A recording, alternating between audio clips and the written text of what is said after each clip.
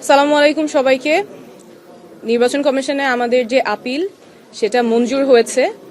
ঢাকা ৯ স্বতন্ত্র প্রার্থী হিসেবে আমি যে মনোনয়নপত্র দিয়েছিলাম আমার প্রার্থিতা বৈধ ঘোষণা করা হয়েছে। গত এক সপ্তাহে আসলে খুব একটা অন্যরকম অভিজ্ঞতার মধ্যে দিয়ে গিয়েছি। দেশে বিদেশে সবাই অনেক শুভকামনা জানিয়েছেন, অনেক দোয়া করেছেন। যখন রাস্তায় মানুষের সাথে কথা বলছিলাম অনেকেই হতাশা প্রকাশ করেছেন, কষ্ট পেয়েছেন, বলছেন দোয়া করছেন। তাদের সকলকে ধন্যবাদ। সকলের জনসমর্থনেই ইনশাল্লাহ আগামী নির্বাচনে আমি প্রার্থী হিসেবে লড়াই করতে পারবো। সেজন্য সবাইকে ধন্যবাদ। এখানে আমার আইনজীবী টিম আছে, তাদেরকে ধন্যবাদ। এবং দেশে বিদেশে যে যেখান থেকে শুভকামনা জানিয়েছেন, দোয়া জানিয়েছেন, সকলকে অনেক ধন্যবাদ।